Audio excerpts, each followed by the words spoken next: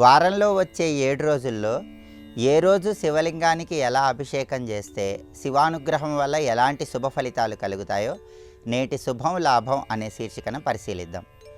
వారంలో వచ్చే 7 రోజుల్లో ఒక్కొక్క రోజు శివలింగానికి ప్రత్యేకమైన ద్రవ్యాలతో అభిషేకం చేయటం ద్వారా ఒక్కొక్క రకమైన ప్రయోజనాన్ని అందిపుచ్చుకోవచ్చు. వారంలో వచ్చే 7 రోజుల్లో ఆదివారం రోజు శివలింగానికి నల్ల ద్రాక్ష పండ్ల రసంతో కానీ తేనెతో కానీ అభిషేకం చేసినట్లయితే రాహుగ్రహ దోషాలన్నీ తొలగిపోతాయి. విదేశీయాన ప్రయత్నాలు విజయవంతం చేసుకోవచ్చు. స్నేహితులతో కలిసి ముఖ్యమైన కార్యక్రమాలు ప్రారంభించి ఆ కార్యక్రమాలు విజయవంతం చేసుకోవటానికి కూడా ఆదివారం రోజు నల్ల ద్రాక్ష పండ్ల రసంతో తేనెతో చేసే శివాభిషేకం విశేషమైన శుభ ఫలితాలను కలిగింపజేస్తుంది. అలాగే రవిగ్రహ దోషాలు తొలగింపజేసుకొని ప్రమోషన్లు తొందరగా రావాలంటే ఆదివారం రోజు ఎర్రటి పండ్ల రసాలతో శివాభిషేకం చేయాలి. అదేవిధంగా సోమవారం రోజు శివాభిషేకం చేసేటప్పుడు ఆవు పాలతో శివాభిషేకం చేస్తే సర్వ సౌఖ్యాలు కలుగుతాయి. ఆవు పెరుగుతో అభిషేకం చేస్తూ బాలాంబికేశ వైద్యేశ భవరోగ హరేతిచ అనే నామాలు చదువుకుంటే అనారోగ్య సమస్యలు తొలగిపోయి ఆరోగ్య ప్రాప్తి ఏర్పడుతుంది. పంచదార కలిపి నీటితో అభిషేకం చేయటం ద్వారా సమస్త దుఃఖాలను తొలగింపజేసుకోవచ్చు.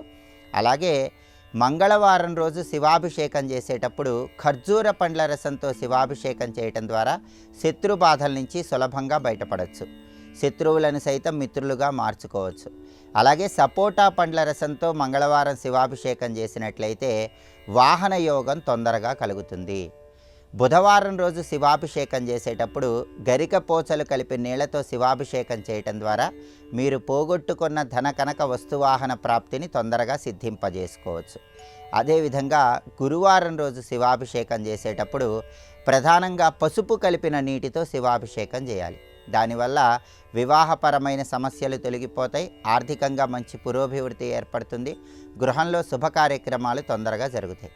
అలాగే గురువారం రోజు అరటి పండ్ల గుజ్జుతో శివాభిషేకం చేసినట్లయితే చేతి వరకు వచ్చి జారిపోతున్న పనుల్లో త్వరగా విజయప్రాప్తిని సిద్ధింపజేసుకోవచ్చు.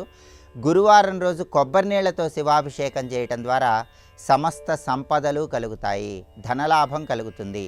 సువర్ణ జలాలతో బంగారం కలిపి నీటితో గురువారం రోజు శివాభిషేకం చేసినట్లయితే తొందరగా బంగారాన్ని కొనుక్కునే శక్తి లభిస్తుంది. అలాగే అనేక మార్గాల్లో ధన ఆదాయం పెరుగుతుంది. శుక్రవారం రోజు శివాభిషేకం చేసేటప్పుడు కస్తూరి కలిపిన జలాలతో శివాభిషేకం చేయటం ద్వారా విశేషమైనటువంటి రాజ్యాధికారం కలుగుతుంది. అంటే తొందరగా ప్రమోషన్లు సిద్ధింపజేసుకోవటానికి శుక్రవారం రోజు కస్తూరి జలాలతో శివాభిషేకం చేయాలి. కుంకుమ పువ్వు కలిపిన నీటితో కానీ కుంకుమ పువ్వు కలిపిన ఆవు పాలతో కానీ శుక్రవారం శివాభిషేకం చేసినట్లయితే సౌందర్యాన్ని పెంపొందింపజేసుకోవచ్చు.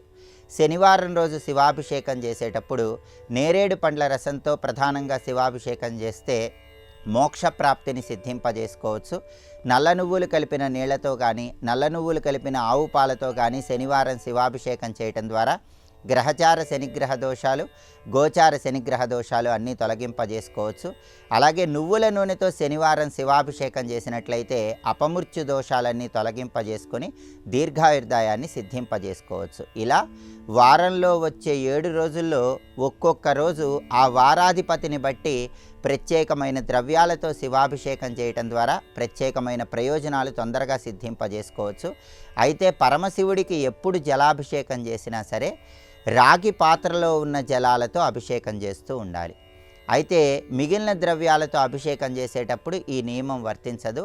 కేవలం జలాలతో అభిషేకం చేసేటప్పుడు మాత్రమే రాగి పాత్రలో జలం పోసి ఆ నీళ్లతో అభిషేకం చేసినట్లయితే శివానుగ్రహానికి ప్రతి ఒక్కరూ సులభంగా పాత్రులు కావచ్చు. ఇలా గృహంలో స్ఫటిక శివలింగం కానీ పాదరస శివలింగం కానీ నర్మదా బాణలింగం కానీ ఏర్పాటు చేసుకుని వారంలో వచ్చే 7 రోజుల్లో ఒక్కొక్క రోజు ఒక్కొక్క ప్రత్యేకమైన ద్రవ్యంతో అభిషేకం చేసి శివానుగ్రహానికి సులభంగా పాత్రులు కండి.